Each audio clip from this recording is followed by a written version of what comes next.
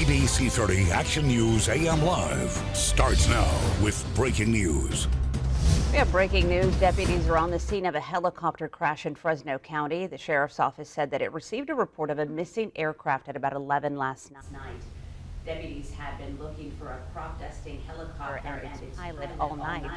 At about 3 a.m., a plane spotted the downed helicopter. Officials say the helicopter landed in an orchard near Sonoma and Chandler. That is northeast of Kalinga. The FAA has been called in to investigate. At this point in time, the condition of the pilot has not been released. Stay with AM Live for the latest on this breaking news story. Good morning. I'm Graciela Moreno. And I'm Jackie Avila. Thanks for joining us. We're live on ABC30, Hulu Live, and wherever you stream. Now let's get right to the forecast. Meteorologist Madeline Evans is here with your first look. Maddie. We are finally talking about rain and snow across the valley and higher elevations. We saw a decent amount of it this morning. We're getting a little bit of a break from some of that rain for most of the valley, but we're still seeing some snow over the higher elevations. We're seeing that over towards Huntington Lake, same for Shaver Lake. Mariposa seeing some snow this morning, same for Oakhurst. We are expecting those snow levels to drop as low as 1,000 feet, so foothills could be seeing a couple inches of snowfall. Some light rain towards Lindsay and Wood Lake, Three Rivers seeing a little bit of a rain-snow mix right now. Tulare seeing some rain right over the 99. But this is the setup for today. We're going to see some times of dry weather and sunshine and then some times of rain. It's really going to be off and on throughout the day. Fresno, you're at 49 this morning, 47 in Hanford, 44 in Porterville. Merced, you're at 46. Madera, you're at 47 this morning. So as we head throughout the next few hours, warming up to 47 by noon. Once again, rain will be off and on, so we will have some periods of sunshine, but that could also fuel the chance for some thunderstorms this afternoon. Only reaching a high of 50, so we are much cooler than the past couple of days, and by this evening still expecting some showers to move in overnight, and temperatures will drop into the low 40s. I'll have more details on the timing of that rain and snow coming up in just a bit, but guys, I'll pass it back to you. Thank you, Maddie. New this morning, a man is dead after he was hit and killed by a car in Visalia. It happened last night before 7:30 on Walnut west of Ben Maddox. Police say the man was walking in a dark area of the roadway without street lights when he was hit. He was rushed to Kauai Health where he later died. The driver stayed on scene and is cooperating with the investigation. Alcohol or drugs are not believed to be a factor. Also new this morning, deputies are looking for 3 people that robbed a Tulare County convenience store at gunpoint. It happened last night at about 8:30 at the Terabella Express on Road 236. Deputies say suspects walked into the store with an AR-style rifle and demanded money from the clerk. They took the cash and ran away. The clerk was not hurt. No suspect description has been given. Anyone with information is asked to call the Tulare County Sheriff's Office. And a man is in custody following an hours-long standoff in Porterville. Police say 33-year-old Santiago Duran hit a victim at a home on West Memory Lane near Newcomb Street right around 1:30 yesterday afternoon. Officers found Duran holding a gun pointed at an officer and threatening to shoot the victim. Duran went inside the home and barricaded himself inside for hours. After 5:30, he came outside and was struck by a less than lethal weapon from a SWAT team member. He suffered a minor injury and was arrested. Detectives say Duran had a loaded gun without a serial number along with drug paraphernalia inside the home. He was taken for medical treatment before being booked into the Tulare County Jail. The man arrested for 2 murders in Southwest Fresno will go before a judge today. Juan Carlos Canada was taken into custody last week for the shooting. It happened at an apartment complex near Clara and Lorena. 4 people were shot, including 43-year-old Roman Cervantes and 27-year-old Jose Mojica, who both died from their injuries. Canada has been charged with 2 counts of murder and 2 counts of attempted murder. Well, California's indoor mask mandate officially ended at midnight. However, many parents are divided as the state's school students will continue to need to mask up for class at least 2 more weeks. As of this morning, the COVID-19 positivity rate stands at 6% statewide in Fresno County. The rate is almost triple that at 17%. The indoor mask mandate has ended for vaccinated Californians. However, the requirement is still in effect for the unvaccinated and all school children. The pandemic has taken a mental toll on many. Health experts say there could be more challenges for young children in critical developmental periods. Not only will masks interfere with a child's ability to read the facial expressions of another, it's going to interfere with another's ability to read the facial experiences of the young child.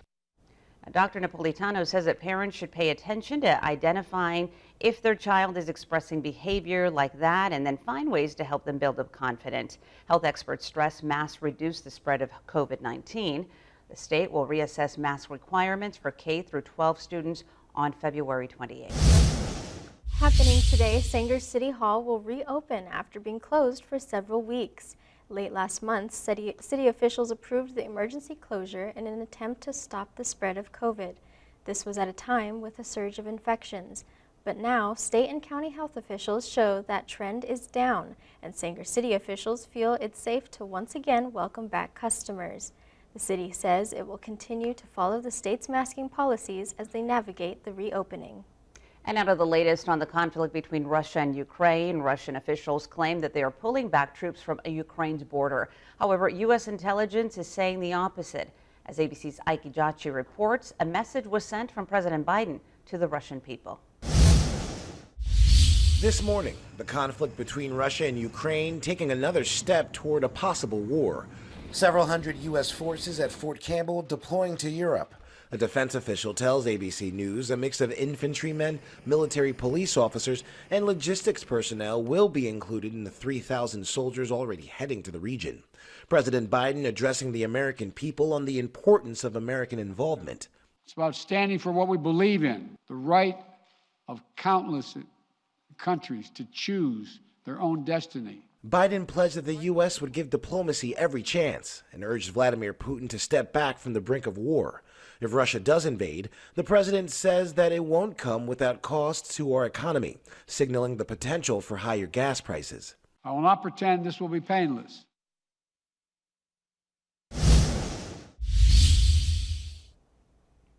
Police are searching for the man who robbed a Southeast Fresno vendor on Valentine's Day. The crime was caught on camera.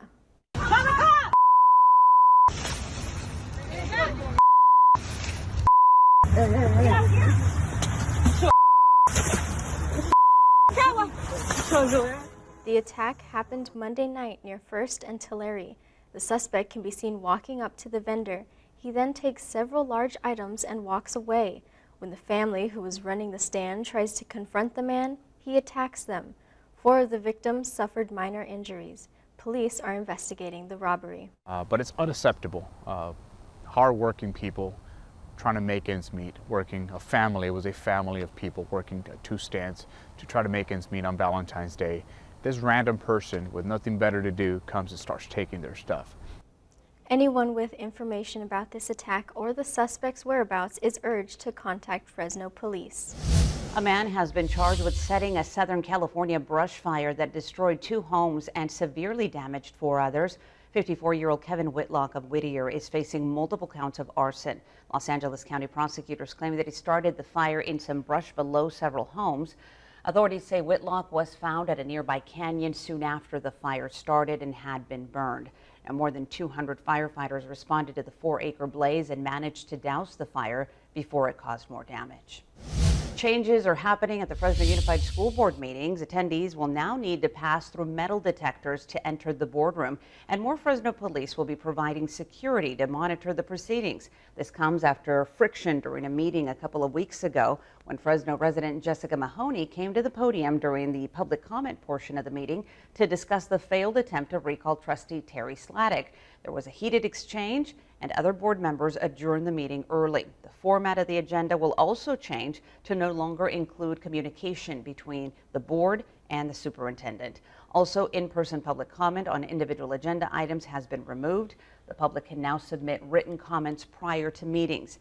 The general public comment period has been moved to the end of the agenda. Putting public comment at the end, people are tired, they want to go home. Are they really going to listen to everybody? And is it going to be fair? And can people hold their decorum? And we're not saying you can't speak to those items, you just can't do it right now. Well, it wasn't the first time that an FUSD meeting saw this type of tension. Last August, a filibuster by Sladek eventually caused the meeting to come to a close.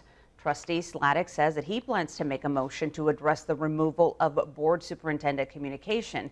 The next meeting will be tonight at 5:45. Also in Education Watch, in light of improving COVID case rates, Fresno State leaders are planning for a return of commencement ceremonies this year at the Save Mart Center. The university's 8 colleges and schools will graduate May 20th through the 22nd. California State University currently requires all Fresno State students and employees to be fully vaccinated and boosted when eligible. All commencement guests will also need to show proof of vaccination or a negative test within 48 hours to attend the ceremonies. The university says plans could change depending on state and local health guidelines.